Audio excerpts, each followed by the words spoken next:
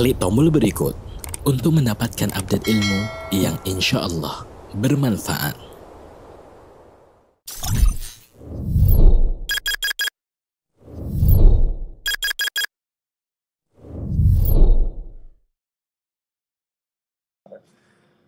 Bismillahirrahmanirrahim. Assalamualaikum warahmatullahi wabarakatuh. This meeting is being recorded. Innalhamdalillah nahmaduhu wa nasta'inuhu wa nastaghfiruh wa na'udzu billahi min shururi anfusina wa min sayyiati a'malina may yahdihillahu fala mudhillalah wa may yudhlil fala hadiyalah. Asyhadu an la ilaha illallah wa asyhadu anna Muhammadan abduhu wa rasuluhu la nabiyya ba'da. Alhamdulillah, segala puji dan syukur kita sampaikan kepada kehadirat Allah Subhanahu wa taala. Karena pada siang hari ini Allah masih memberikan kita nikmat iman, nikmat sehat untuk sama-sama hadir pada kajian dan majelis yang mulia ini untuk meningkatkan keimanan dan ketakwaan kita kepada Allah Subhanahu wa taala. Salawat serta salam kita sampaikan kepada junjungan kita, suri tauladan kita, Nabi besar baginda Muhammad Rasulullah Muhammad sallallahu alaihi wasallam beserta para sahabat, dan semoga kita menjadi pengikutnya yang mendapat syafaat beliau di yaumul akhir nanti. Amin amin ya rabbal alamin. Alhamdulillah pada siang hari ini kita berkumpul di sini untuk mengikuti kajian online bersama. Kajian online bersama yaitu kajian online Bin Rohis RSUD DKI dengan tema keutamaan dan hikmah ibadah kurban di masa pandemi. Alhamdulillah pada siang hari ini telah hadir bersama kita Ustadz Al-Mukarram Ustadz Syafiq Riza Basalamah yang nanti insya Allah akan memaparkan keutamaan dan hikmah yang apabila kita melakukan ibadah kurban terutama pada masa pandemi kali ini. Sebagai informasi bahwa kajian Rohis kali ini agak sedikit berbeda dengan kajian-kajian sebelumnya, bahwa saat ini kami Bin Rohis seluruh RSUD di wilayah DKI Jakarta membuat istilahnya kerjasama bersama untuk mengadakan kajian rutin bersama. Jadi memang ini tidak hanya diselenggarakan oleh RSUD Koja, namun juga melibatkan seluruh kami juga mengajak RSUD di seluruh lingkungan di wilayah DKI Jakarta untuk sama-sama mengadakan kajian rutin dan kami mengangkat tema RSUD DKI mengaji. Jadi memang untuk kali ini memang RSUD Koja mendapat kesempatan untuk menjadi host atau menjadi penyelenggara kajian pada siang hari ini, yang nantinya akan mungkin digilir ke bagian RSUD lainnya di wilayah DKI Jakarta. Mudah-mudahan ikhtiar yang kita lakukan dengan niat ibadah kepada Allah Subhanahu wa taala diterima di sisi Allah Subhanahu wa taala. Sebelum kita mulai, mungkin ada beberapa adab yang izin kami sampaikan mengenai kajian online kali ini. Yang pertama adalah nama profile yang digunakan pada Zoom meeting kali ini adalah nama yang mudah dikenali. Kemudian usahakan audio dalam kondisi mute. Berikutnya peserta akhwat mohon menonaktifkan fitur videonya dan dihimbau kepada rekan-rekan sekalian untuk mencatat fasilah atau ilmu yang disampaikan oleh Ustadz, dan tanya jawab akan dilakukan setelah penyajian materi. Dan pertanyaan disampaikan di kolom chat. Waktu mulai jam 1 siang ini dan akan berakhir di jam 14.30, jam 2:30 menit. Mungkin sekitar setengah jam, mohon izin Ustadz untuk tanya jawab. Siap. Atau mungkin 15 menit tanya jawab untuk nanti mungkin dari ada peserta kajian yang ingin bertanya. Mungkin untuk demi mempersingkat waktu, kami persilakan kepada Al-Mukarram Ustadz Syafiq Riza Basalamah untuk memberikan tausiahnya. Jazakumullah khairan. Silakan, Ustadz. Syukran. Assalamualaikum warahmatullahi wabarakatuh. Alhamdulillah Rabbil alamin. Segala puji bagi Allah, Tuhan semesta alam, yang mana takdirnya selalu indah, yang terkadang kita merasa sedih, merasa berat menerima satu ketentuan Allah. Namun kalau kita berpikir kembali, merenungkan apa yang sedang terjadi, ternyata di balik itu ada banyak hikmah yang indah dan penuh dengan berkah. Allahumma salli wa sallim ala sayyidina wa maulana Muhammadin wa ala alihi wa ashabihi ajma'in. Ya Allah, semoga salawat dan salam senantiasa Engkau curahkan untuk hamba kekasih-Mu, untuk baginda Nabi kita Muhammad alaihi salatu wassalam, untuk keluarga beliau, untuk para sahabat beliau dan orang-orang yang mencintai beliau. Amma ba'd, hadirin rahimakumullah, khususnya para medis dan nakes di Rumah Sakit Umum Daerah DKI Jakarta. Di tengah gelombang pandemi yang semakin meroket, ternyata tak terasa kita ini sedang akan masuk ke hari-hari yang paling indah, yang paling mulia sepanjang 1 tahun ini. Namun sayangnya banyak di antara umat Islam yang tidak menyambut kedatangan hari ini. Biasanya kalau ada hari-hari tertentu kita sibuk menyambutnya, sebagaimana penyambutan umat Islam terhadap bulan Ramadan yang begitu hangat. Nih hari seharusnya kita menyambut seperti kita menyambut Ramadan atau bahkan lebih. Kenapa? Rasulullah sallallahu alaihi wasallam bersabda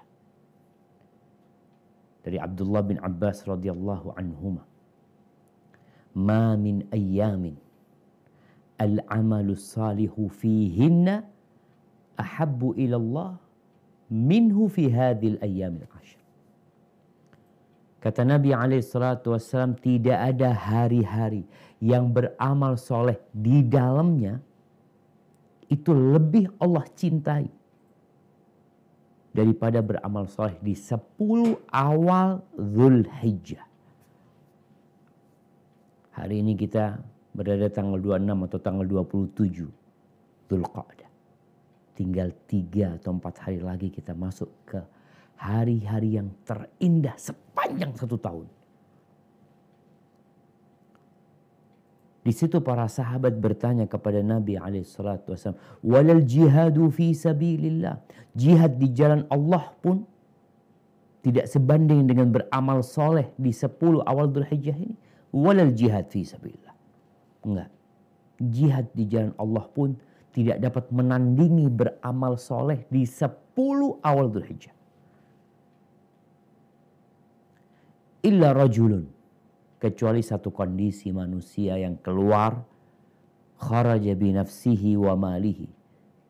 Dia keluar dari rumahnya, berjihad di jalan Allah, membawa harta dan jiwanya, walam yarji' min dzalika bi syai', dan enggak ada yang pulang ke rumahnya. Rawahul Bukhari. Ahibbati fillah, bagaimana kita menyambut 10 awal Dzulhijjah ini? Apa persiapan yang sudah kita lakukan? Di mana di 10 awal Dzulhijjah ini terkumpul semua amal soleh. Semua rukun Islam berkumpul di sini. Tapi terkadang kita sibuk dengan aktivitas kita. Atau kita memang gak peduli dengan akhirat kita. Dan yang termulia di antara 10 hari itu, Rasulullah sallallahu alaihi wasallam mengatakan, "A'dhamul ayyam 'indallah yaumun nahr." Hari yang paling agung di sisi Allah adalah hari kurban. Hari penyembelihan. Thumma yaumul qar. Kemudian tanggal 11-nya. Walaupun tentunya tanggal 9 kita tahu adalah hari Arafah, hari yang paling agung. Di mana jemaah haji seharusnya kumpul di padang Arafah. Walaupun jemaah haji Indonesia tahun ini tidak bisa ikut serta melaksanakan ibadah haji. Ahibati fillah, bicara kurban di masa pandemi ini. Sejatinya hidup ini adalah pengorbanan. Ada yang berkorban meninggalkan kampung halamannya ke Jakarta.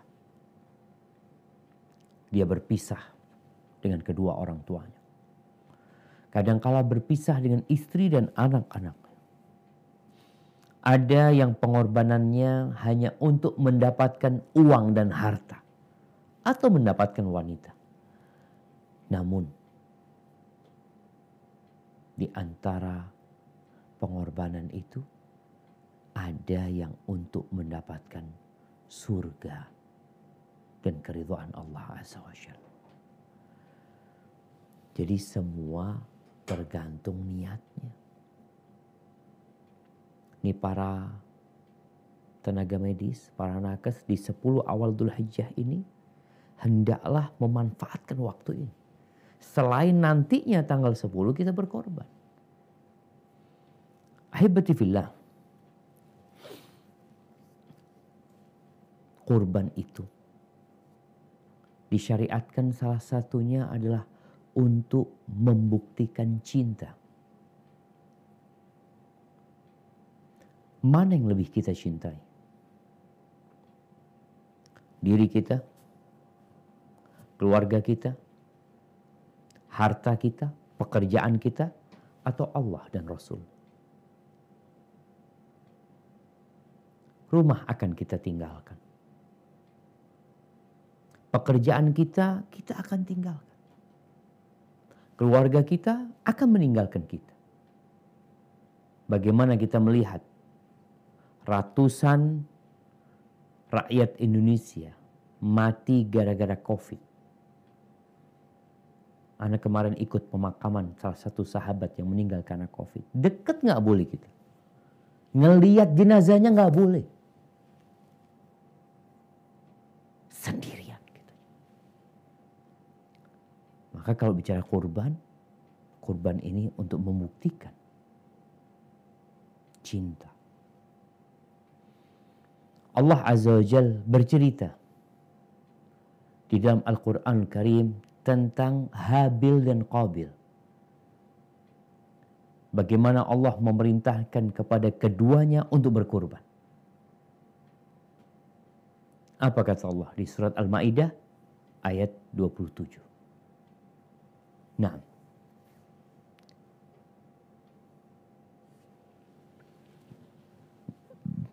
A'udzu billahi minasy syaithanir rajim.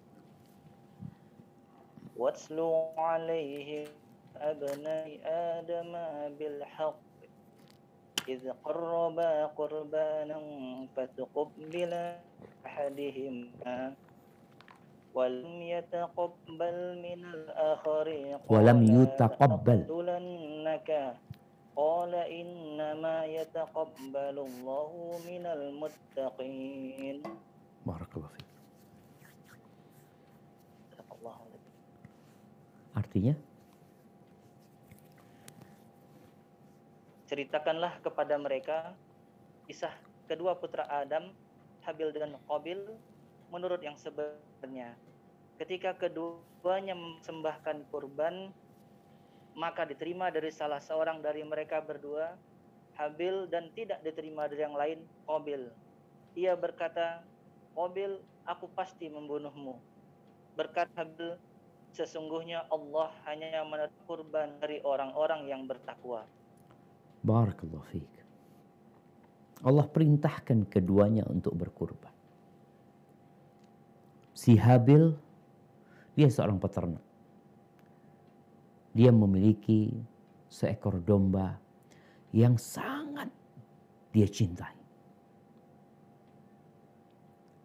Dan kita tahu orang kalau sudah cinta dengan sesuatu, maka dia akan berikan sikap yang istimewa kepada domba tersebut. Tatkala Allah perintahkan untuk berkorban, yang paling dia cintai, dia korbankan untuk Allah Azza wa Jalla. Yang paling dia cintai. Bukan dia cari domba-domba yang sudah tua. Bukan dia cari kambing-kambing yang mungkin kurus. Yang mungkin tidak berkembang kemudian dikorbankan. Lah. Tapi yang terindah. Sedangkan Habil seorang petani. Dia mengorbankan hasil dari pertaniannya dan perkebunannya. Ketika dia sudah siapkan, ada yang bagus dari yang dikorbankan oleh Qabil. Tapi sama Qabil diambil dan dia makan untuk kesenangan dirinya. Maka disebutkan Allah menerima dari salah satunya. Yang dari satunya Allah tolak. Allah hanya menerima dari orang-orang yang bertakwa. Tolong digarisbawahin. Allah bukan nerima besarnya kurban kita. Tapi ketakwaan kita tatkala kita mengorbankan apa yang kita cintai. Niat. Dari mana uang yang engkau gunakan untuk kurban? Dan bagaimana proses kurban tersebut? Terbukti Habil lebih mencintai Allah Azza wa Jalla dari semua yang dia cintai. Cerita yang kedua, cerita Nabi Ibrahim alaihissalam. Bagaimana puluhan tahun beliau nggak punya anak. Beliau di beberapa kisah disebutkan baru punya anak umur 87 tahun. 87 tahun. Ketika punya anak Ismail, Allah memerintahkan kepada Nabi Ibrahim untuk meletakkan Ismail di Mekah. Sedangkan beliau berada di Palestina. Jauh. Beliau lakukan itu. Suatu saat tatkala Ismail sudah remaja, Nabi Ibrahim datang berkunjung ke Mekah.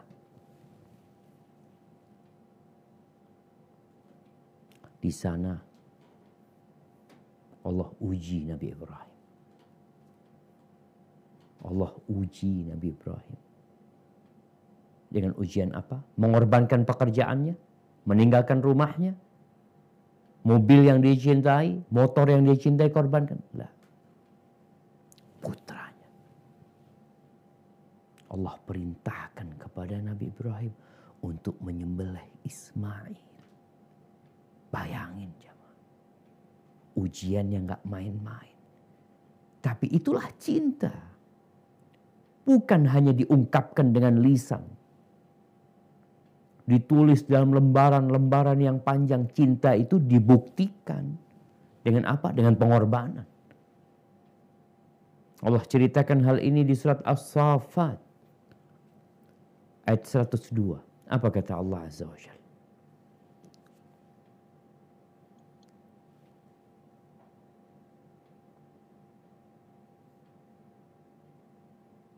A'udzu billahi minasy syaithanir rajim. فلما بلغا معه السعي قال يا بني إني أرى في المنام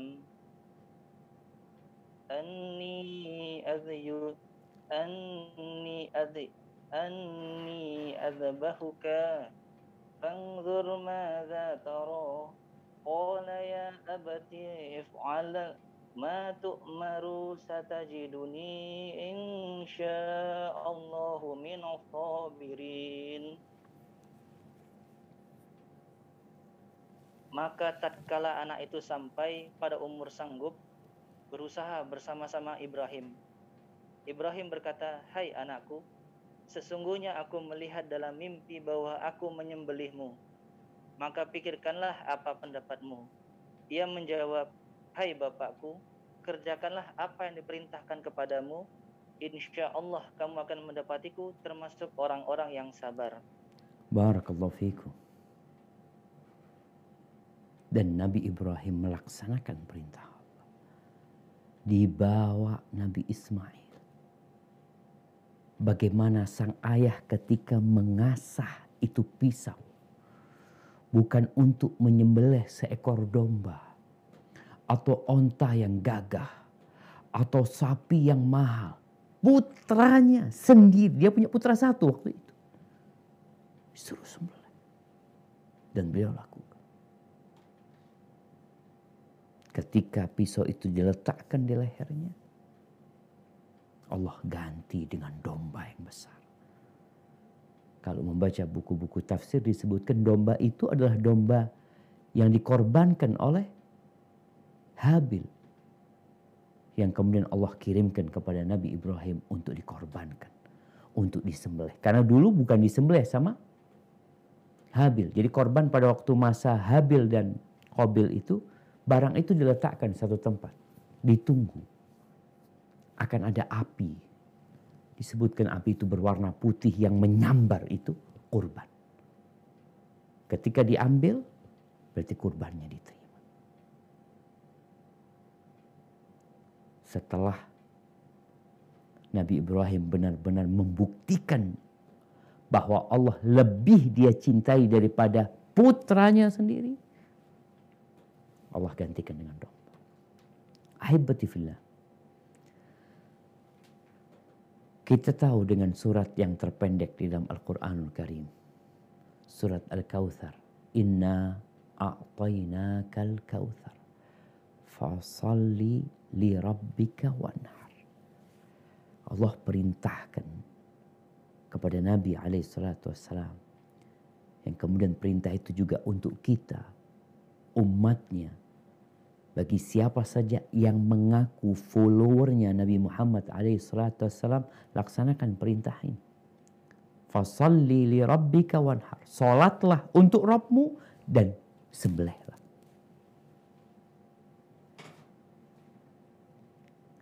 Jadi yang udah salat jangan lupa berkorban.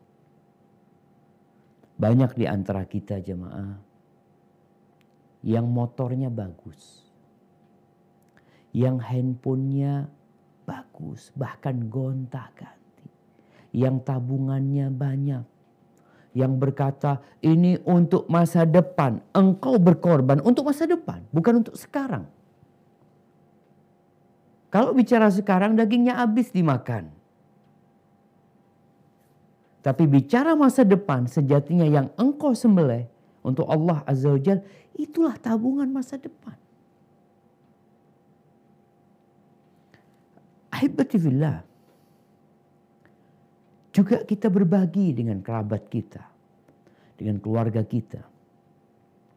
Ada mungkin yang berpendapat mana yang lebih utama di masa pandemi ini, menyembelih kurban atau bersedekah. Kalau engkau bersedekah, ya dapat pahala sedekah. Engkau berkorban, dapat 2 pahala. Pahala kurban di hari-hari terindah dan pahala sedekah karena engkau juga bersedekah dengan daging hewan kurban yang engkau sembelih. Maka kurbanlah dan bersedekahlah. Kalau bicara sedekah nggak nunggu tanggal 10 Dzulhijjah. Nggak nunggu tanggal 11. Sedekah itu sepanjang masa bisa dikerjakan. Tapi kurban waktunya terbatas. Dan sekali lagi, bukan dagingnya. Bicara daging banyak di pasar. Beli daging 100 kilo. Engkau bagikan. Sedekah daging. Tapi engkau membeli seekor sapi. Lalu engkau sembelih, dianjurkan engkau menyembelih dengan tanganmu sendiri. maka engkau telah melaksanakan perintah Allah Azza wa Jalla. Ahibati fillah. Di surat Al-An'am ayat 162, 163. Apa kata Allah Azza wa Jalla? Nah.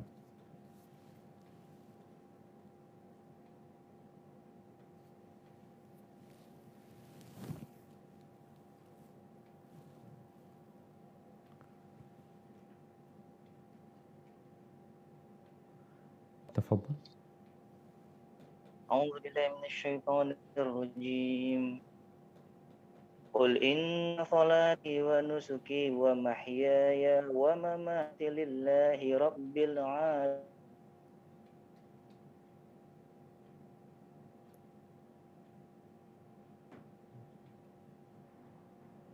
نعم.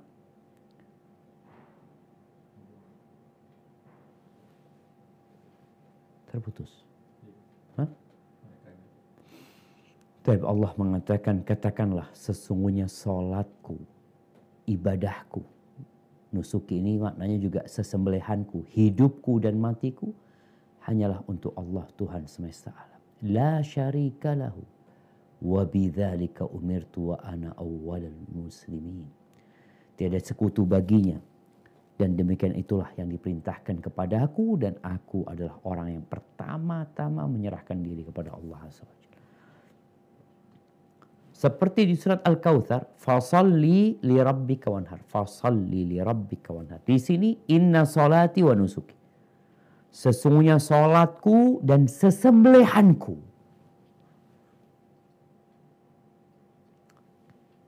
Di semua umat ada ibadah menyembelih. Dan di agama kita juga ada. Terkadang ada ritual yang dilakukan oleh umat Islam. Ritual yang bukan dari Islam. Seperti menyembelih kerbau dan kepalanya dilarungkan ke laut. Kenapa kepalanya kok nggak digulai? Kenapa kepalanya kok nggak dibagi-bagi? Kenapa dilarungkan ke laut? Untuk siapa kita berkorban? Maka ingat dalam agama kita ada berkorban. Ada menyembelih tapi untuk Allah Azza wa Jalla.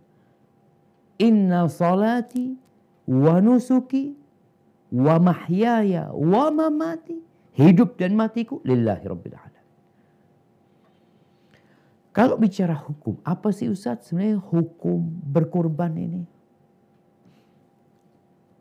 Ya memang mungkin kita akan mendapati khilaf di antara para ulama. Mungkin jumhur ulama berpendapat berkorban itu sunnah muakkadah. Anjuran yang ditekankan. Himbauan yang ditekankan. Dan gak disukain orang yang mampu kemudian gak berkorban. Dibenci. Tapi sebagian ulama berpendapat wajib kurban. Ingat bagi yang mampu. Mungkin ukuran kemampuan beda-beda sesuai dengan tanggung jawab yang diemban oleh orang tersebut. Mungkin gajinya besar, tapi uang itu habis Ustaz. Anak nanggung orang tua, nanggung kakak, nanggung adik. Jadi duit itu habis. Tapi ada yang punya kelebihan harta. Rasulullah Sallallahu Alaihi Wasallam mengatakan, "Man wajada sa'atan, walam yudahi." Barang siapa yang mendapati keluasan di rizkinya. Ingat rizki yang ada pada kita pemberian Allah bukan karena usaha kita. Karena kalau bicara rizki, ada rizki yang bukan dari usaha. Tahu-tahu bapaknya mati. Dapat warisan dia. Emangnya karena usaha dia dapat duit itu? Enggak. Maka karena pemberian Allah Azza wa Jalla. Berapa banyak anak yang menunggu kematian orang tuanya agar bisa bagi waris, ternyata anaknya mati duluan. Sekali lagi, rizki itu benar-benar karunia Allah. maka barang siapa yang mendapati keluasan, walam yudahi, kemudian dia tidak berkorban, fala yaqrabanna musallana, nggak usah dekat-dekat ke musalla kita, ke tempat kita sholat nggak usah. Rawahu Ahmad wa Ibnu Majah.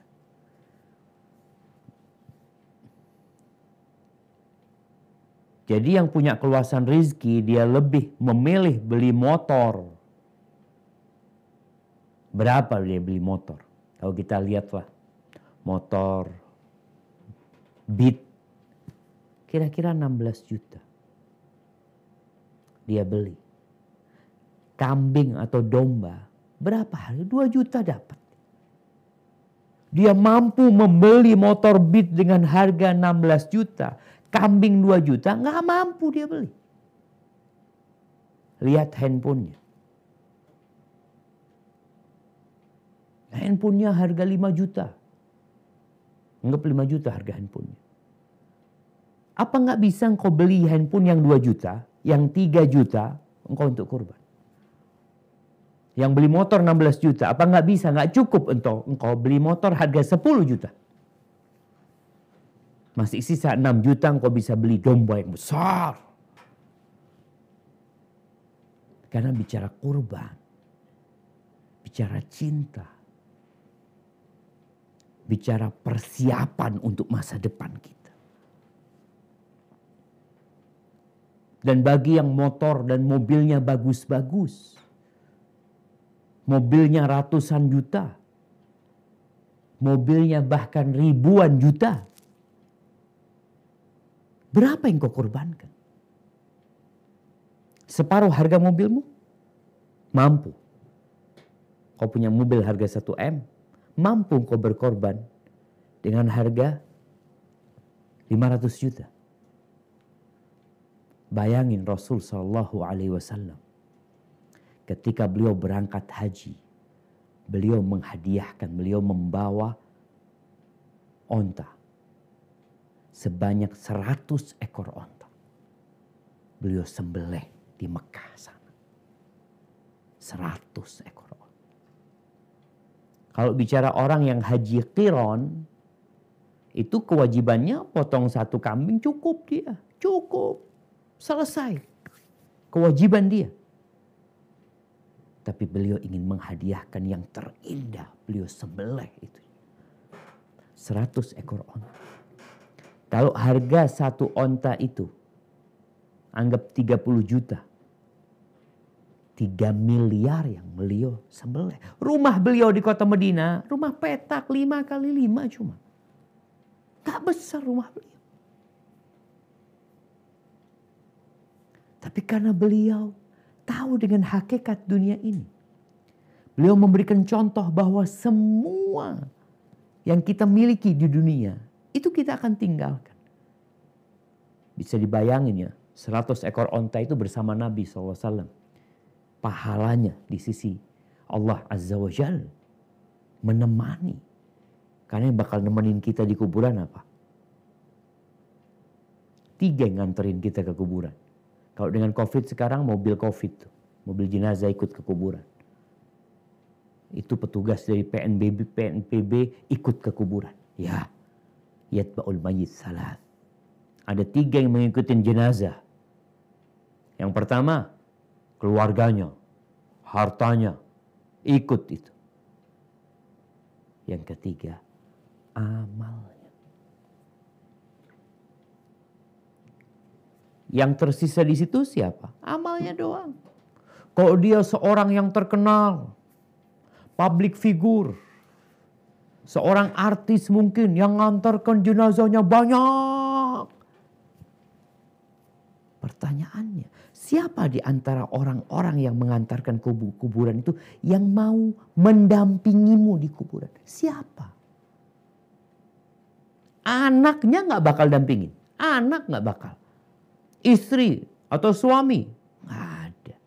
Selamat tinggal sudah urusannya. Dunia yang ditinggalkan dibagi-bagi sama ahli waris. Maka jangan meremehkan kurban ini. Karena Nabi SAW memberikan ancaman yang gak berkorban padahal mampu. Jangan dekat-dekat tempat sholat kita. Ahibati fillah, bicara keutamaan. Maka ya keutamaannya tentunya akan mendapatkan keridhaan Allah Azza wa Jalla. Akan mendapatkan derajat yang tinggi di sisi Allah Azza wa Jalla. Ada banyak hadis tentang keutamaan kurban ini, tapi rata-rata hadis itu dhaif. Contohnya mungkin hadis ma amila ibnu Adam yauman nahr amalan ahabba ila Allah Azza wa Jalla min iraqati damin. Tidak ada amalan yang paling dicintai Allah untuk dikerjakan pada hari penyembelihan itu lebih dari mengucurkan darah. Wa innaha la ta'ti yaumal qiyamah. Yang dia korbankan itu akan datang pada hari kiamat dengan tanduknya, dengan kakinya, dengan bulunya. Wa inna ad-dam la yaqa' minallahi azza wa jal bimakanin qabla an yaqa' 'alal ard.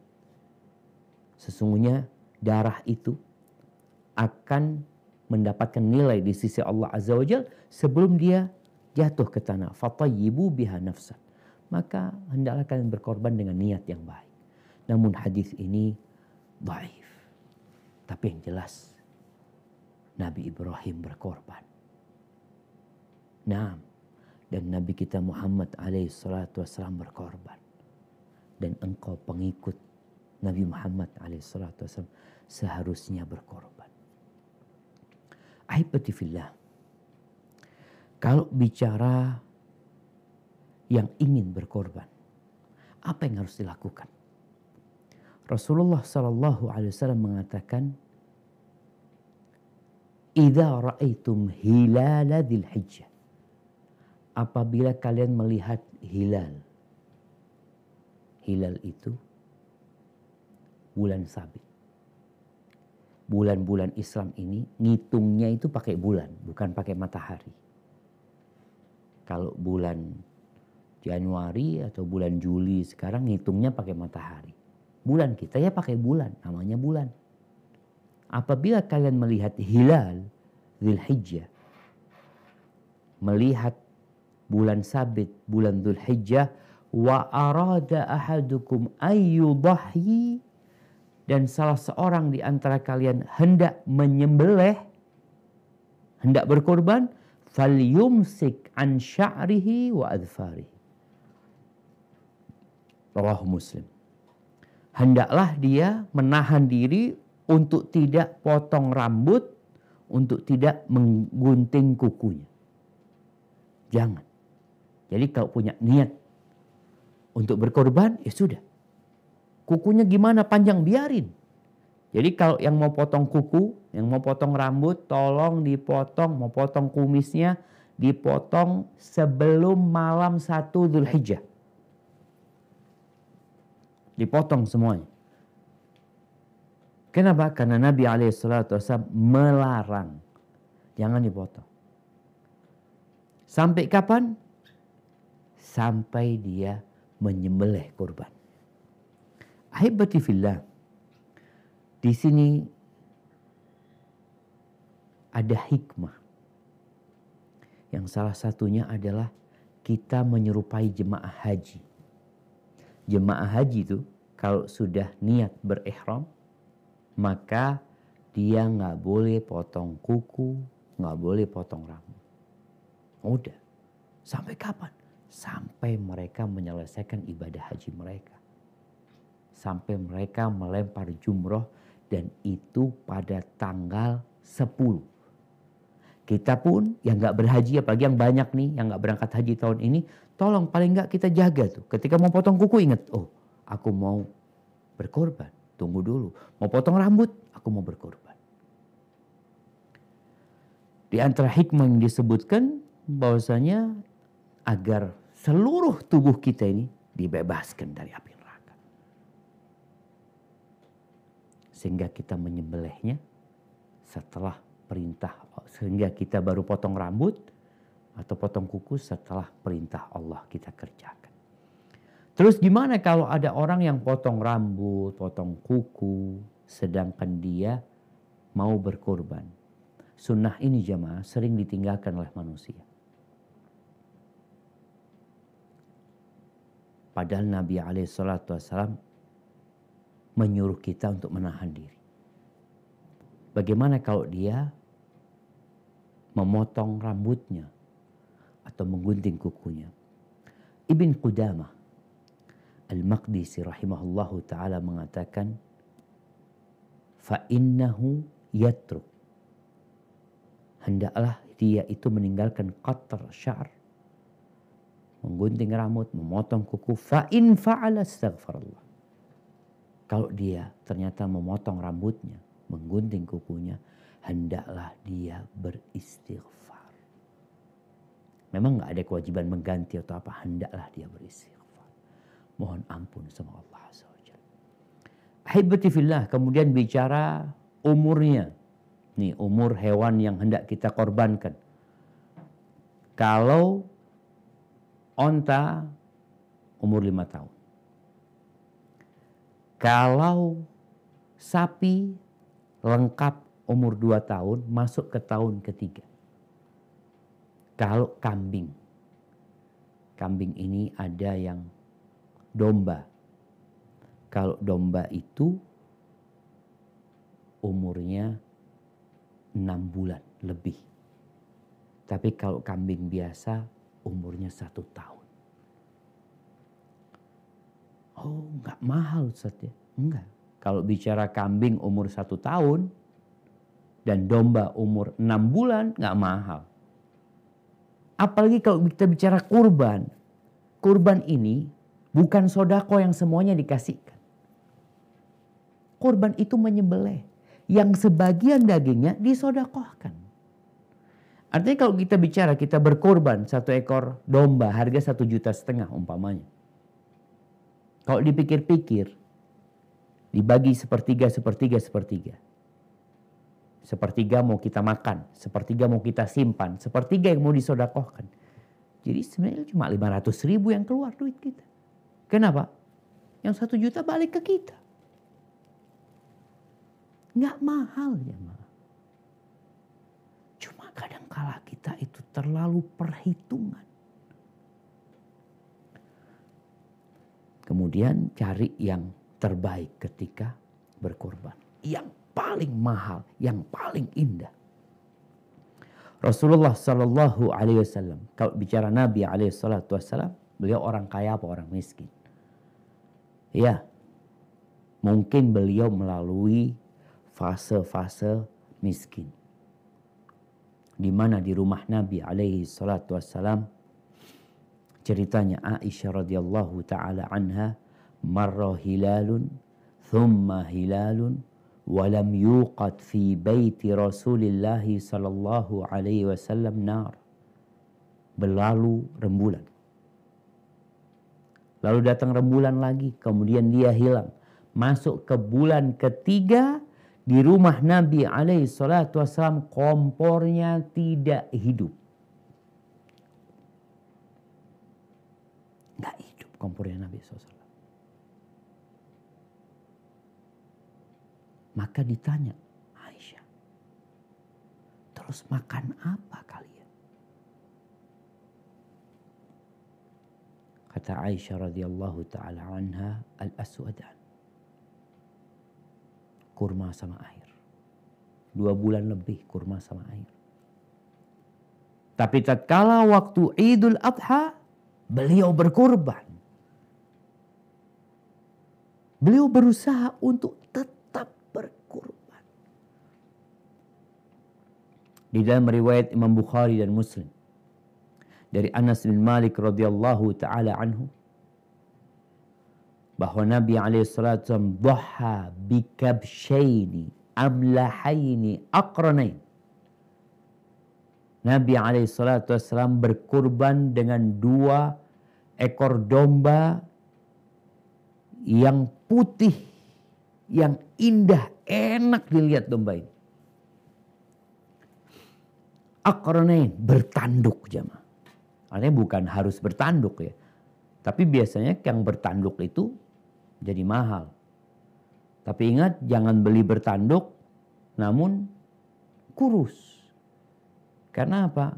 Dagingnya dikit. Karena tanduknya nggak dimakan sebenarnya.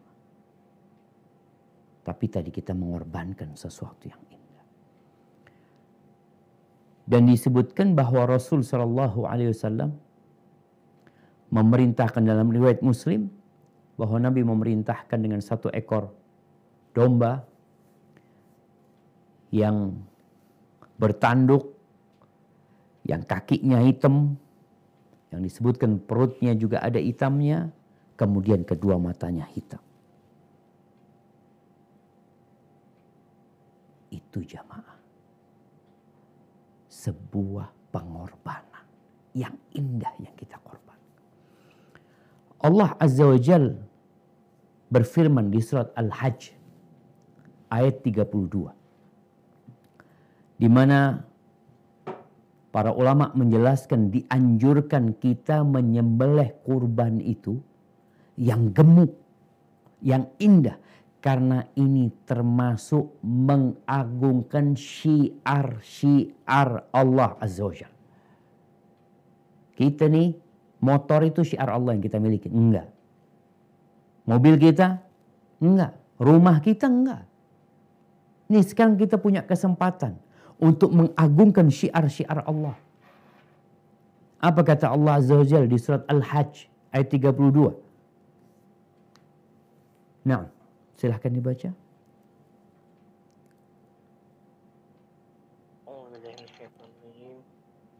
ذلك ومن يعظم شعائر الله فإنها من تقوى القلوب.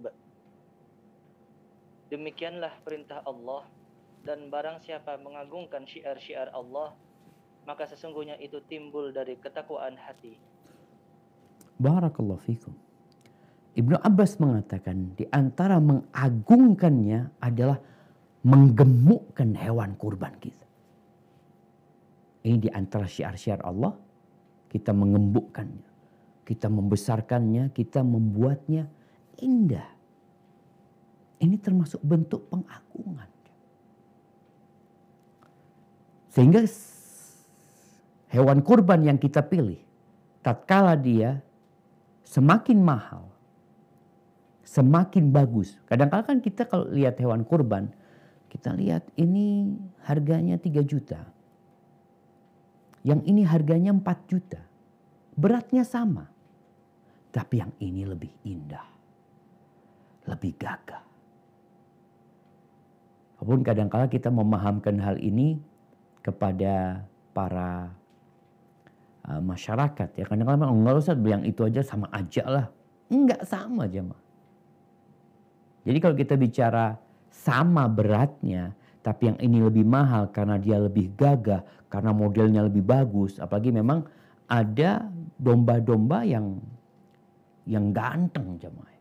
Atau kambing-kambing yang gagah sekali. Yang harganya berbeda. Memang masyarakat menjualnya berbeda. Bukan karena Idul Adha, bukan. Jadi jangan berpikir karena Idul Adha dimahalin. Enggak, karena memang di pandangan manusia itu bagus, itu indah. Kita bicara korban, mengorbankan sesuatu yang indah. Jadi semakin dia itu mahal, semakin dia berharga, bernilai, tentunya berbeda pahala yang akan diterima. Rasulullah Sallallahu Alaihi Wasallam ketika beliau ditanya tentang membebaskan budak, agama kita datang ketika perbudakan merajalela. Sehingga ada anjuran untuk membebaskan budak-budak. Beliau ditanya alaihi salatu wassalam, ayyur riqabi afdal. Dalam membebaskan budak itu, budak yang mana yang paling mulia, yang paling afdal untuk dibebaskan? Karena dulu perbudakan ketika merajalela, harga budak tuh beda-beda. Diperjualbelikan manusia pada waktu itu. Ini harganya anggap 100 juta, yang ini 200 juta. Lu kenapa kan sama? Enggak, yang ini pinter. Yang ini bisa itu. Maka Nabi SAW menjawab, aghlaha thamanan wa anfasuha inda ahliha. Yang paling mahal harganya, yang paling bernilai di pemiliknya. Jadi semakin nilainya tinggi, semakin mahal harganya, maka itu yang lebih utama. Ya, orang kalau beli motor, dia sebenarnya ingin motor yang paling bagus. Orang beli mobil kepingin mobil yang paling bagus, hanya saja duitnya nggak cukup. Bicara domba, ya usahakan kita ketika memilih binatang yang hendak kita korbankan, maka yang terbagus. Al-Imam Ibn Huzaimah rahimahullahu ta'ala mengatakan, kullama azumat ru'yatuhu indal mar'i, kana a'zam li thawabillah idza akhrajahu lillah. Setiap orang ini memandangnya dengan pandangan yang sangat menyenangkan. Masya Allah, bagus banget. Ini bicara budak. Maka tatkala mengeluarkannya untuk Allah, maka semakin besar pahalanya di sisi Allah. Begitu pula dengan hewan kurban kita. Jadi semakin hewan itu enak dipandang, sayang, kita ingin menyembelihnya. Ya Allah, sayang banget, bagus ini untuk, mungkin bicara kalau orang berpikir ini untuk kontes umpamanya. Kadang-kadang orang berpikir, oh ini untuk apalagi, untuk pembibitan. Kemudian dia korbankan, maka semakin besar pahalanya di sisi Allah SWT. Tapi di antara 3 hewan ternak yang dikorbankan, mana yang lebih utama? Onta, sapi, atau domba? Jumhur ulama berpendapat yang paling utama adalah onta sendirian. Sendirian. Yang kedua, sapi sendirian. Kan kita tahu onta ini untuk 7 orang. Tapi sendirian boleh. Nabi SAW 100 ekor sendirian. Jadi sapi yang untuk 7 orang kita sendirian, atas nama kita sendiri, kita keluarga kita masukkan. Tapi kita sendiri sebenarnya yang memilikinya. Bukan dibagi 7. Kemudian setelah itu domba sendirian. Setelah itu dia mungkin 1/7 onta, 1/7 sapi. Tapi yang jelas jamaah, semuanya boleh. Namun kita berusaha untuk yang terindah yang kita korbankan. Waktu menyembelihnya, gimana di masa pandemi ini Ustaz? Karena kita lihat PPKM ini ternyata sampai tanggal 20. Yang mana hari itu kemungkinan akan bertepatan dengan tanggal 10 Zulhijjah. Sehingga kita nggak bisa menyembelih umpamanya di daerah-daerah yang zona merah umpamanya. Ketahuilah menyembelih kurban ini nggak harus di masjid. Nggak harus di lapangan. Nggak harus dititipkan ke sana. Sembelih di belakang rumah kita. Nggak usah rame-rame. Nggak usah ngundang orang. Sembelih, setelah sembelih potongi, setelah itu bagikan. Sebagian taruh di kulkas kita, sebagian kita makan. Jadi nggak harus kita menyembelihnya itu di keramaian, enggak. Maka nih kesempatan nih buat teman-teman di masa pandemi ini untuk belajar menyembelih. Belajar. Kalau bicara menyembelih itu yang penting bagaimana 2 urat lehernya itu putus. Lebih utama dua urat lehernya putus bersama kerongkongannya diputusin. Selesai. Jadi nggak sulit. Apalagi sekarang ada tutorial ya, dari mana? Dari YouTube, dari mana-mana. Lihat. Ustaz nggak bisa ngulitin ini karena kita ingin kulitnya itu berharga. Kalau kita nggak bisa ngulitin nggak apa-apa. Karena kulitnya juga nggak boleh dijual. Nggak boleh dijual, boleh dihadiahkan. Ajarin anak-anak kita ngulitin di rumah. Ini kesempatan. Jadi kalau nggak bisa kita melakukannya di tanggal 10-nya, jadi waktu memulainya itu adalah setelah sholat Idul Adha. Nabi memotongnya pada waktu itu di lapangan. Sebagai contoh bahwasanya ini waktu mulai menyembelih. Setelah itu besoknya boleh sampai tanggal 13. Jadi waktu menyembelih itu setelah sholat Idul Adha sampai tanggal 13 Dzulhijjah berakhir. Jadi ada kesempatan untuk menyembelih dan insya Allah ya kita dapat melakukan itu. Lalu jamaah yang dianjurkan bagi orang yang menyembelih itu dianjurkan menghadap ke kiblat. Dianjurkan menghadap ke kiblat, dia baca apa sih? Baca bismillah. Allahu Akbar. Bismillah aja yang wajib. Kalau mau ditambah Allahu Akbar, itu anjuran. Bismillah Allahu Akbar. Kadang-kala kita bingung, baca apa Ustaz? Bismillah Allahu Akbar. Tapi memang kalau itu korbannya orang, ya kita kata Bismillah Allahu Akbar, ya Allah ini dari fulan ya. Ini korbannya fulan, ana cuma wakilnya. Dia menyembelih. Tanpa dia menyebutkan pun gak ada masalah. Karena Allah tahu kurban itu bukan milik dia sebagai jagal-jagal yang menyembelih itu. Dan dianjurkan sekali lagi menyembelih sendiri jamaah. Kemudian dianjurkan untuk makan dari kurban yang kita sembelih. Ada perbedaan antara Idul Fitri dan Idul Adha. Di Idul Fitri kita dianjurkan ketika berangkat sholat itu mengkonsumsi sesuatu. Supaya meyakinkan diri hari itu kita nggak puasa. Udah nggak puasa hari itu. Makan kurma dianjurkan beberapa butir secara witir. Di Idul Adha perbedaannya, kita dianjurkan tidak makan apa-apa. Sampai kita menyembelih hewan kurban kita dan kita makan dari hewan kurban kita. Jadi ketika kita motongnya di rumah, kalau kita motongnya rombongan kan kita nunggu kadang-kadang punya kita baru disembelih jam 12. Wah kita kelaparan sampai jam 12 nggak makan. Tapi kalau kita di rumah sendiri habis sholat bismillah potong.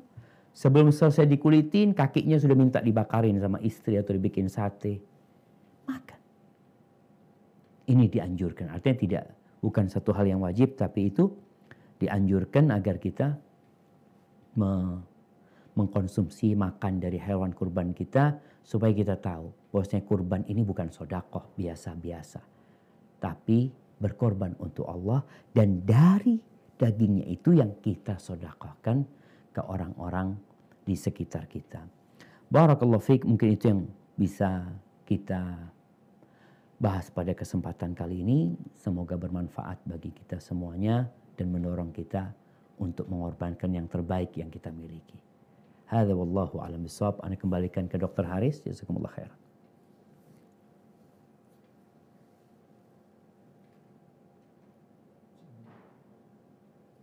Masih mute kayaknya, Dok.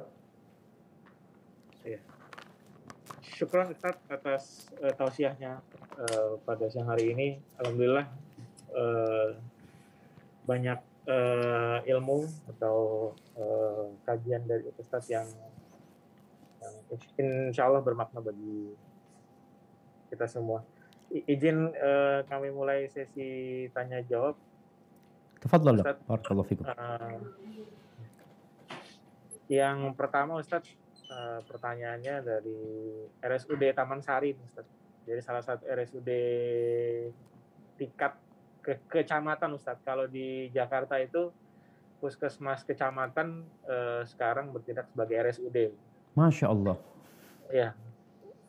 Jadi Assalamualaikum Ustadz. Mau tanya kalau patungan kurban tapi besarannya beda-beda boleh tidak Ustadz? Ada yang mungkin ada yang bisa 5 juta, ada yang 10 juta, atau yang 2 juta. Mohon penjelasannya Ustaz. Masya Allah, barakallahu fikum. Nah, mahibati fillah.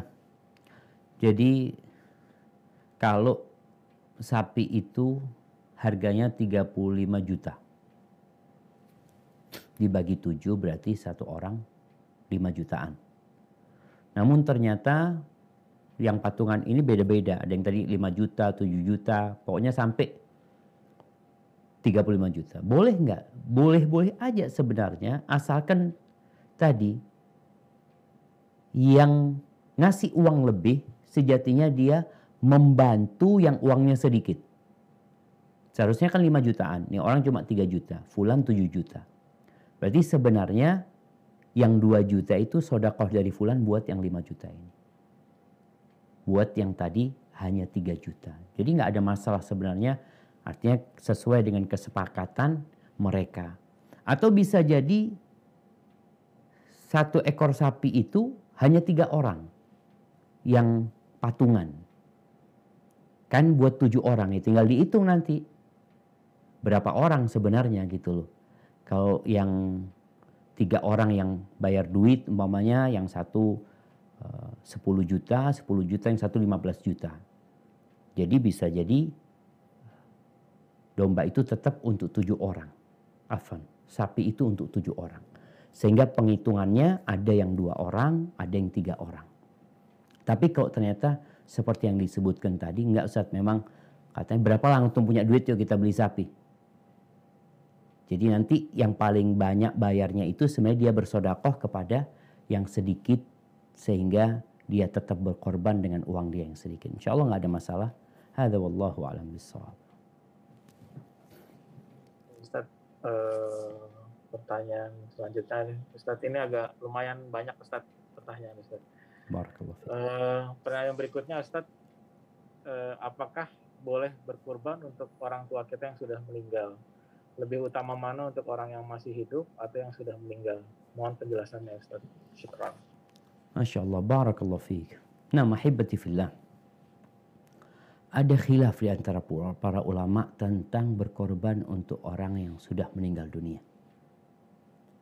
Sebagian berpendapat kalau dia tidak berwasiat nggak bisa kita. Seperti dalam mazhab Syafi'i, ketika nggak berwasiat ya, orang tuanya meninggal nggak berwasiat untuk dikorbankan, nggak perlu kita ngorbankan karena dia nggak minta kita menyembelih buat dia. Tapi sebagian berpendapat nggak ada masalah sebenarnya, karena seperti sedekah untuk orang yang meninggal dunia diperbolehkan dalam agama kita. Tapi jamaah, yang lebih utama, yang berkorban itu yang hidup. Yang meninggal itu diikut sertakan dalam niat kurbannya. Ana berkorban, mamanya. Ana niatkan buat keluarga ana. Mamanya ana punya anak yang meninggal dunia. Atau ana punya orang tua yang alhamdulillah keduanya masih hidup, mamanya. Ana niatkan buat keluarga, masuk yang hidup dan yang mati. Jadi 1 ekor domba itu sebenarnya cukup untuk menggugurkan kewajiban ya buat 1 keluarga. Jadi yang mati pun akan dapat bagian pahala. Karena Rasul SAW disebutkan beliau nggak pernah berkorban untuk putri-putrinya yang meninggal dunia. Beliau nggak pernah berkorban untuk pamannya Hamzah yang meninggal dunia. Beliau juga nggak pernah disebutkan berkorban buat istrinya Khadijah radhiyallahu taala anha yang meninggal dunia secara tersendiri. Tapi beliau berkorban mengatakan Allahumma hadza anni, ini Allah dari aku dan dari keluargaku. Ada yang dari aku dan dari umatku semuanya. Masuk di sana yang hidup dan yang mati. Tapi kalau mau secara tersendiri, jumhur ulama berpendapat nggak ada masalah. Tapi yang lebih utama adalah yang hidup yang berkorban, tapi dia meniatkan buat keluarganya yang sudah meninggal dunia juga. Dia yang memiliki kurban itu, dia yang berkurban. Tapi keluarga yang meninggal diikut sertakan dalam pahalanya. Insya Allah itu akan lebih utama. Hadza wallahu a'lam bishawab. Syukran Ustaz. Sepertinya banyak yang bertanya juga terkait masalah kurban untuk orang yang ini Ustaz yang sudah meninggal. Dan ini juga ada yang menarik Ustaz yang bertanya tentang mau tanya Ustaz, bagaimana kalau kita sudah ikut berkurban tapi belum diakikah Ustaz? Naam, barakallahu fikum. Ya, ahibati fillah. Jadi kalau bicara akikah, jadi akikah ini sebenarnya kewajiban buat orang tua. Di mana ketika anak itu lahir, maka Allah perintahkan orang tuanya untuk menyembelih juga seekor domba buat kalau anak itu anak perempuan, kalau anak laki-laki maka 2 ekor domba. Bagaimana kalau ternyata Ustadz dia belum diakikohin sama orang tuanya?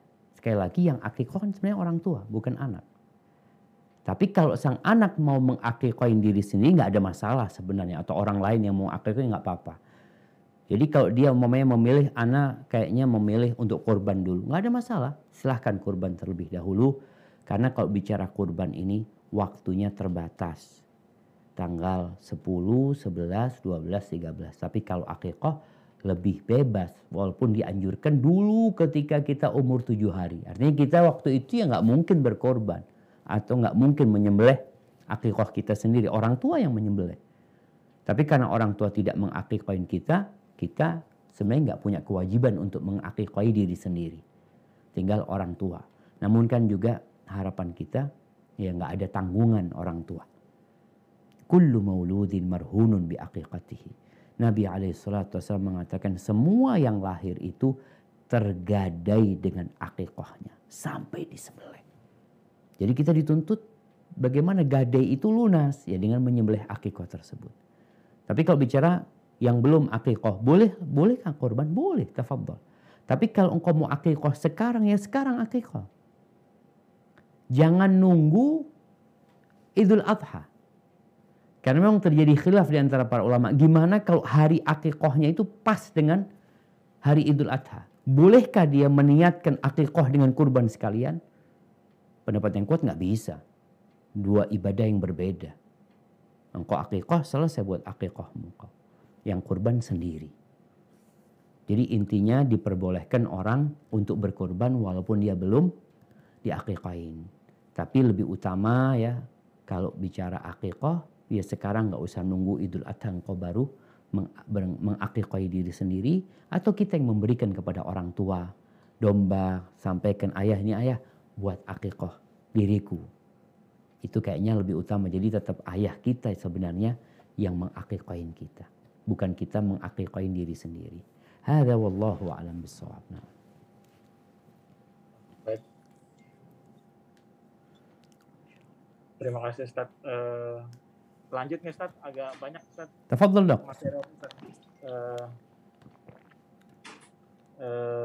Pertanyaan berikutnya, jadi ada yang ini Ustaz. Assalamualaikum Ustaz, dari tahun 2010 hampir setiap waktu berkurban Ana mampu dan udah niat berkurban. Cuman baru 2 kali karena alasan Ana nggak enak sama suami karena suami tidak mampu secara materi berkurban. Takutnya kalau berkurban Ana merasa merendahkan beliau karena Ana mampu berkurban sedangkan suami Ana tidak mampu. Apakah Ana salah Ustaz? Mohon pencerahannya Ustaz. Dan ini qadarullah suami meninggal 9 bulan lalu. Bagaimana cara mengikutkan suami Ana untuk berkorban Ustaz? Masya Allah, barakallahu fiik. Iya jamaah, rahimakumullah. Masya Allah ya, ini bagaimana seorang istri yang ingin menjaga perasaan suami. Yang dikatakan suaminya nggak mampu sebenarnya. Sebenarnya dia tetap bisa berkorban. Sekarang ini nggak harus kita sendiri yang menyembelih kurban. Hanya saja dianjurkan bagi perempuan, dianjurkan orang lain yang menyembelih. Artinya bisa jadi sang istri ini berkurban di tempat lain. Dia transfer duitnya, sampaikan anak mau kurban di kampung ya, tolong disembelihkan di sana. Supaya tadi suami nggak perasaan. Atau bisa jadi istri menghadiahkan kepada suami seekor domba. Bang, aku beli domba hadiah buat abang. Abang kurbanlah buat kita semuanya. Itu ana rasa bisa dilakukan. Jadi kalau sekarang suami sudah meninggal dunia dan sang istri ingin menyembelih dan mengikut sertakan suami, bisa jadi dia menyembelih untuk suaminya. Dia nyembelih kurban memang untuk suaminya. Tapi bisa jadi dia berkorban dan dimasukkan suaminya dalam pahala. Jadi bukan milik suami itu hewan, tetap itu milik istri, tapi dia meniatkan mengikut sertakan suami dalam pahalanya, insya Allah tetap suami akan mendapatkan bagiannya. Dan ahibati fillah, Ingat kepada para istri yang dikasih kelebihan harta, yang mungkin secara kemampuan lebih daripada suaminya. Tetap suamimu adalah pemimpin.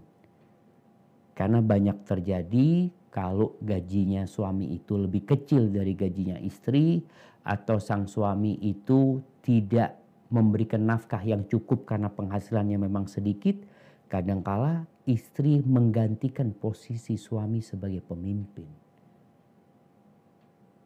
Padahal Allah Jalla Jalaluh mengatakan ar-rijalu qawwamuna 'alan nisa. Laki-laki itu pemimpin atas wanita. Istri wajib taat sama suami. Istri wajib patuh sama perintah suami. Bukan kebalikannya. Bagaimana Rasulullah SAW menikah dengan Khadijah. Siapa yang kaya? Khadijah. Siapa yang lebih banyak hartanya? Khadijah. Tapi bagaimana Khadijah menjadikan semua hartanya bisa dimanfaatkan untuk dakwah Nabi SAW. Hadza wallahu a'lam bissawab. Ustaz, masih ada lagi Ustaz terkait dengan tadi untuk urunan berkurban Ustaz. Ada yang minta penjelasan lebih lanjut Ustaz terkait dengan urunan berkurban. Dan ini kebetulan dari Direktur RSUD Tanah Abang Ustaz. Izin bertanya Ustaz, ini mungkin mohon penjelasannya lagi Ustaz lebih dalam. Kalau ada dalam pembelian satu sapi, kurang lebih sekarang rata-rata memang 3,5 juta per 7 bagian Ustaz. Ada satu orang yang hanya bisa berikan 500.000. Ketika kurangan di subsidi yang lain, apakah yang urunan 500.000 ini tetap tercatat telah berkurban atau bagaimana Ustaz? Mohon penjelasan Ustaz. Jadi Dok, satu orang ini nggak mampu, gitu Dok? Iya Dok, iya nih Ustaz cuman punya 500.000 Ustaz. Tadi kan Ustaz sampaikan dia disubsidi dari yang lainnya. Iya, dari yang lain. Apakah itu termasuk berkurban itu Ustaz? Barakallahu fikum. Nah, artinya kalau yang subsidi itu dia bukan berkorban. Jadi yang ngasih duit 500 ribuan sama dia nggak berkorban. Yang berkorban tetap satu orang tadi. Jadi dia punya uang 500 ribu. Ditambahin 3 juta. Jadi 3,5. Jadi yang ngasih 3 juta ini nggak berkorban. Kalau memang dia tadi membantu orang ini supaya dia berkorban. Jadi yang terhitung berkorban tetap yang punya uang 500 ribu. Karena yang 3 juta itu subsidi dari orang-orang agar dia berkorban. Jadi nggak ada masalah sebenarnya. Seperti yang terjadi di sekolah-sekolah jamaahnya. Kadang-kala di sekolah itu anak-anak urunan. Urunan 100 ribuan. Berapa orang? 25 orang. Jadi 2,5 juta. Siapa yang berkorban? Nggak ada yang berkorban. Kecuali diberikan hewan itu kepada salah satu orang. Jadi yang urunan 100 ribuan ini buat siapa? Buat Ahmad sudah, Ahmad yang korban. Ya berarti Ahmad yang berkorban. Sehingga subsidi itu nggak masalah sebenarnya asalkan itu benar-benar diberikan kepada salah satu orang tadi. Jadi kalau dikatakan dia punya uang 500 ribu kemudian disubsidi sama yang lainnya sehingga jadi 3,5 juta maka sah kurbannya dia. Tapi tentunya bicara pahala mereka juga dapat pahala yang ngasih 500 ribuan tadi. Tapi pahala sodakoh bukan pahala kurban. Mungkin seperti itu Dok. Wallahu a'lam bishawab. Ini makin banyak pertanyaannya Ustaz terkait dengan teknis berkurban Ustaz. Ini ada lagi yang bertanya. Assalamualaikum warahmatullahi wabarakatuh. Waalaikumsalam warahmatullahi wabarakatuh. Izin bertanya apakah dibolehkan ketika berkurban meminta bagian dari tubuh hewan? Maksudnya misalnya sepertiga daging yang dimakan. Misalnya kita minta bagian paha atau dagingnya saja. Sebenarnya berapa sih Ustadz kira-kira yang bisa kita makan sendiri yang tadi Ustadz? Masya Allah. Nah, barakallahu fikum. Iya, berkaitan dengan kurban ini, berapa persen sih yang boleh kita makan? Jadi sekali lagi kurban ini bukan sodakoh. Yang sodakoh, masa orang makan sodakohnya gitu kan? Nggak boleh. Tapi bicara kurban, dia berkorban. Dianjurkan untuk sodakoh. Jadi berapa persen yang harus disodakohkan? Berapapun. Yang penting ada yang disodakohkan. Walaupun cuma 1 kilo, walaupun yang disedekahkan cuma 1 kilo. Jadi dia mau separuh kambing itu, tafadhol, nggak apa-apa. Dia mungkin mengatakan saya mau 3 kakinya. 3 kaki kita ambil atau 4 kakinya. Sisanya yaitu yang dibagi. Boleh. Jadi sekali lagi korban ini adalah mengucurkan darah, berkorban untuk Allah Azza wa Jalla. Dianjurkan kita makan dari korban kita. Pendapat yang lebih kuat di antara penjelasan para ulama, tetap harus ada yang disodakohkan. Walaupun sebagian mengatakan mau dimakan semuanya nggak apa-apa.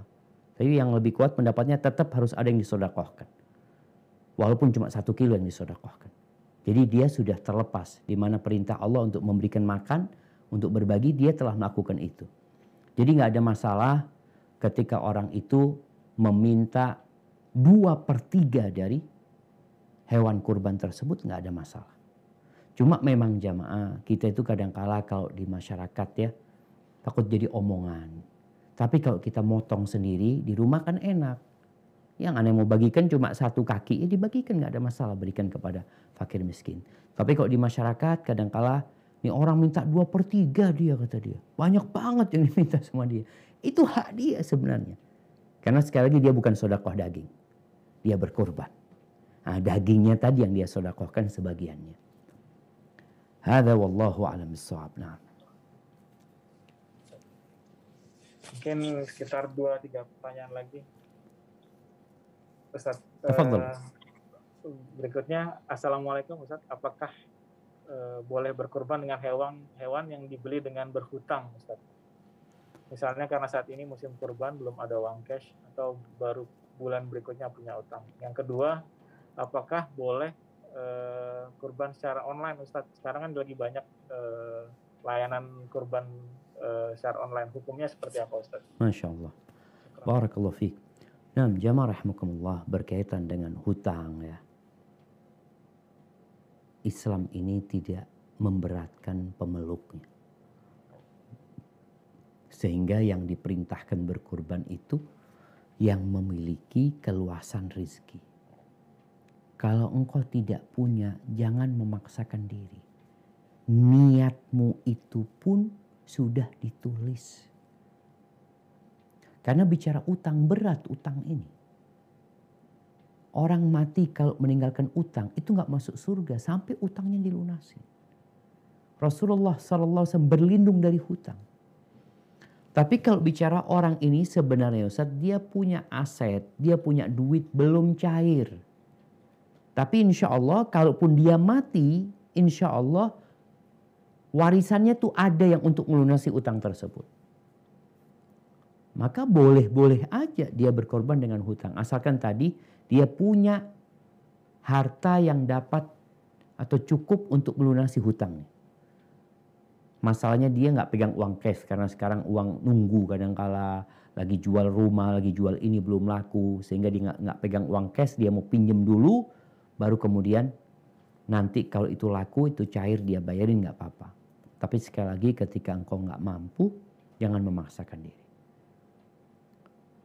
Tapi Ustadz, sebagian orang ini nggak mampu beli barang itu utang sebenarnya.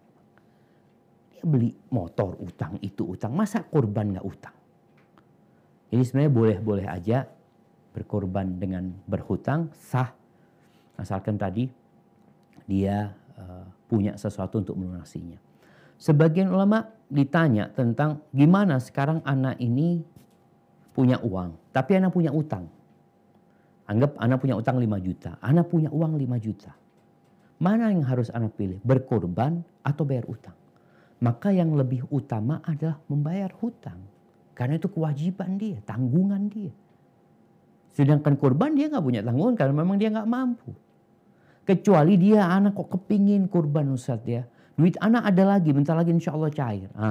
Kalau kondisinya seperti itu maka dia perlu bertanya kepada pemilik uang. Afwan nih.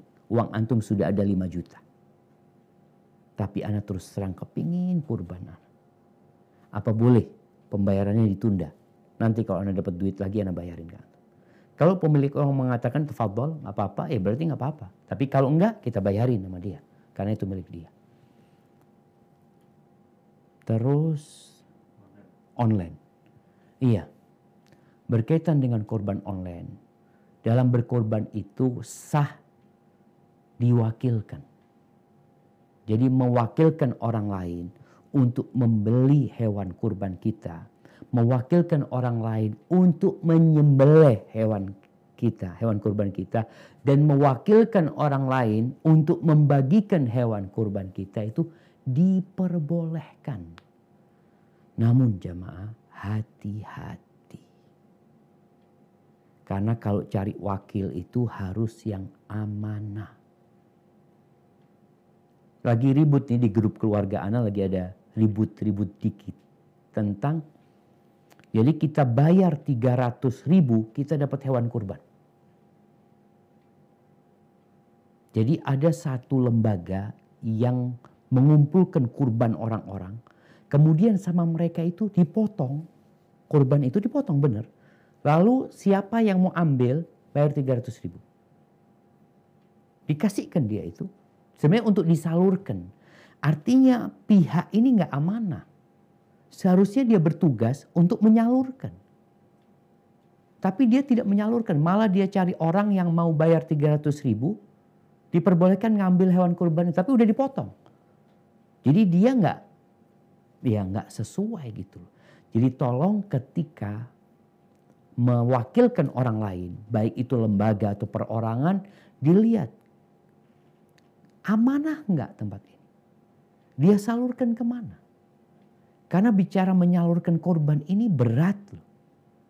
Kita di kampus STDI sekarang ini panitia sedang kebingungan karena mahasiswa pada pulang semuanya. Kondisinya PPKM. Gimana cara kita menyalurkannya nanti? Capek tiap tahun Ana rasakan. Lelah kita. Menyembelih sapi, menyembelih domba, kita potongin, kita bungkusin, kita bagi kupon ke masyarakat. Paling enak potong, siapa yang mau bagikan? Fadhol. Loh, kita tahu dari mana dia bagikan atau tidak. Bisa jadi dimakan sama dia.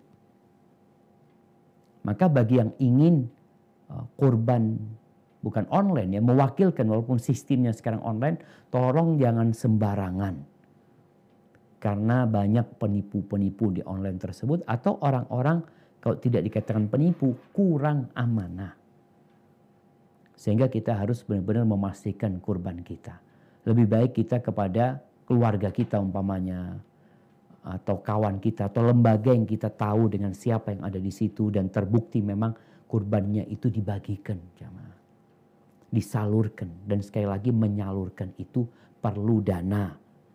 Perlu tenaga. Sehingga tolong ketika mau korban secara online tadi, ditanyakan, Ana beli 2 juta, ini sudah dibagikan. Sudah masuk include biaya pemotongan, biaya pendistribusian. Tanyakan. Karena yang bayar 300.000 ini dikatakan, enggak ini yang beli korban, dia itu kita minta kita minta kepada yang ngambil kurban ini 300.000 sebagai biaya perawatan. Loh emangnya orang yang berkorban itu nggak ditarik biaya perawatan? Karena sejatinya ingat nggak boleh kita itu mengambil dari kurban kita sebagai ongkos untuk jagal umpamanya. Kulitnya untuk jagal. Kepalanya untuk jagal. Sebagai ongkos itu nggak boleh, sebagai upah nggak boleh. Tapi sebagai hadiah boleh-boleh aja. Jadi intinya sekali lagi yang mau mewakilkan orang lain dengan sistem online itu tolong dicek kredibilitas lembaga tersebut. Hadza wallahu a'lam bishawab.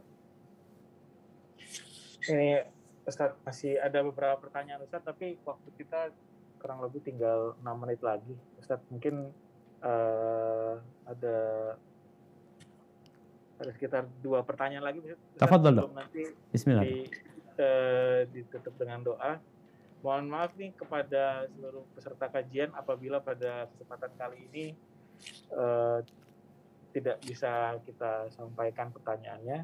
Untuk 2 pertanyaan terakhir ini yang sering kali juga ditanyakan Ustadz dari yang berapa kali kirim pertanyaan. Untuk untuk sapi nih Ustaz, apakah untuk sapi sepertujuh bagian itu untuk di atas namakan per individu atau per kepala keluarga Ustaz? Dan nomor 2, apabila panitia melakukan, ada panitia kecil untuk pemotongan, apakah memang panitia mendapat jatah, ada hukumnya atau tidak Ustaz? Yang terakhir mungkin Ustaz,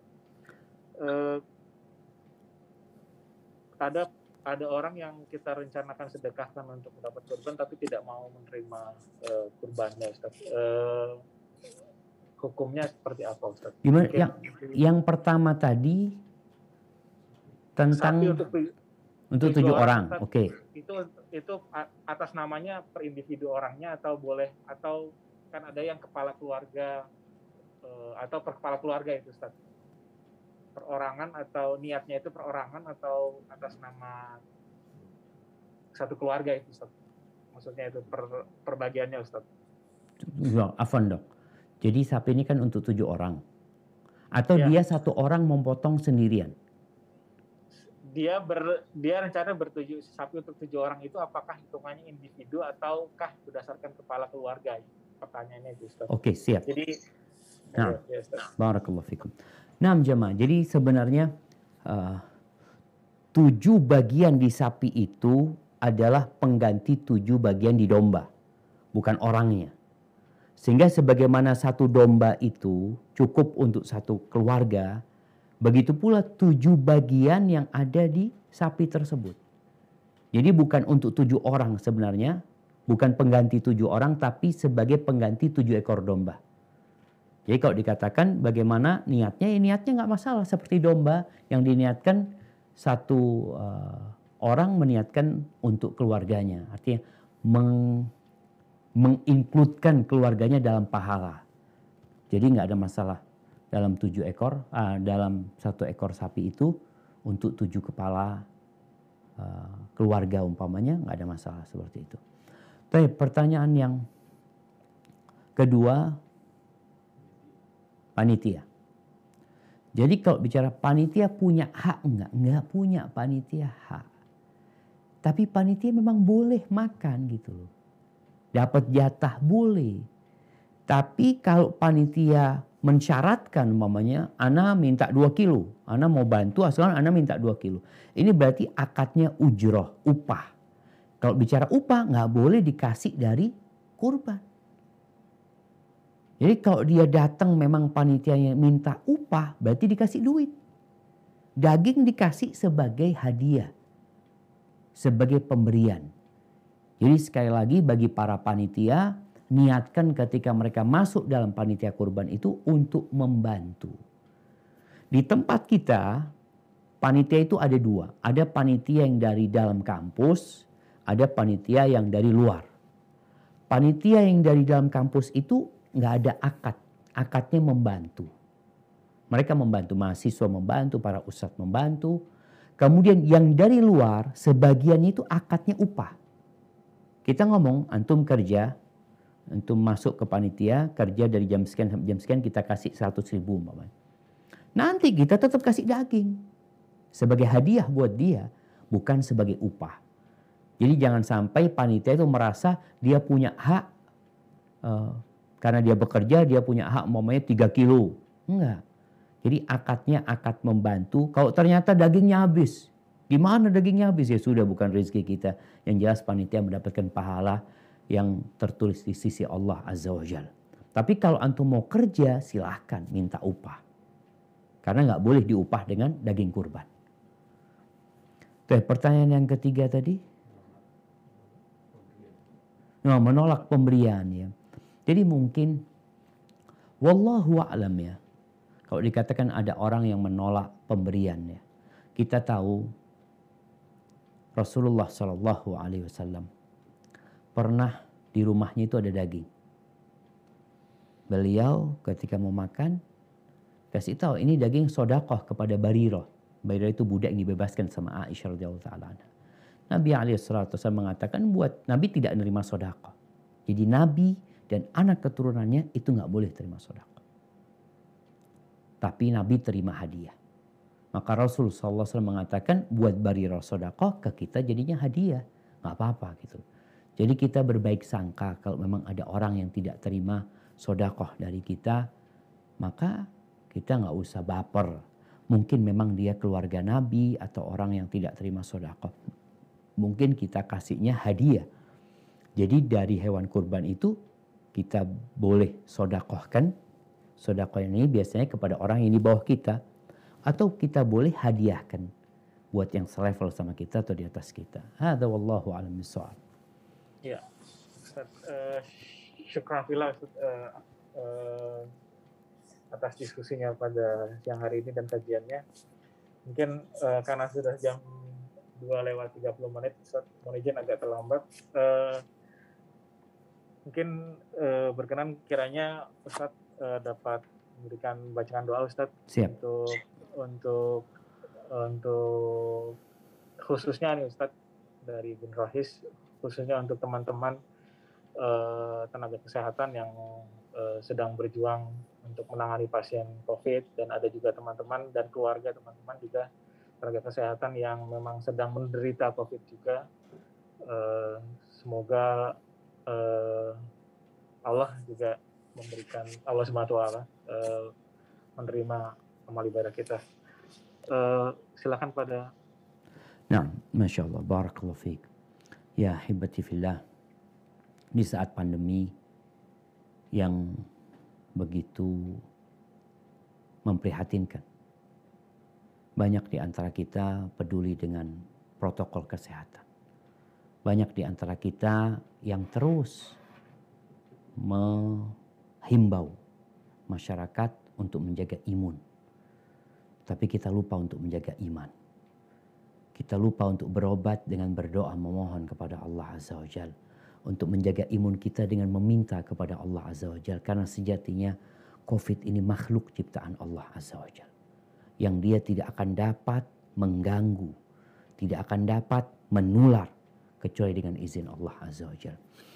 Allahumma lakal hamdu kulluh. Walaka syukru kulluh. Wa ilaika yurja'ul amru kulluh. اللهم صل وسلم على محمد وعلى آل محمد كما صليت على آل إبراهيم إنك حميد مجيد اللهم اشف مرضانا ومرضى المسلمين اللهم اشف مرضانا ومرضى المسلمين اللهم اشف مرضانا ومرضى المسلمين اللهم يا شافي اللهم رب الناس أذهب البأس اشفي أنت شافي لا شفاء إلا شفاؤك شفاء لا يغادر سقما اللهم ادفع عنا البلاء والوباء والمحن والزلازل والفتن عن بلدنا هذا خاصة وعن سائر بلاد المسلمين اللهم إنك أمرتنا بالدعاء ووعدتنا بإجابة اللهم هذا الدعاء ومنك الإجابة وهذا الجهد عليك التكلان وسبحان ربك رب العزة عما يصفون وسلام على المرسلين walhamdulillahi rabbil alamin. Mohon undur diri dok, jazakumullah khairan. Ustaz, syukran Ustaz. Alhamdulillah, sekian kajian kita hari ini. Mari kita tutup dengan doa kafaratul majelis. Subhanakallahumma wa bihamdika asyhadu an la ilaha illa anta astaghfiruka wa atubu ilaik. Sekian dari saya. Billahi taufiq wal hidayah. Assalamualaikum warahmatullahi wabarakatuh.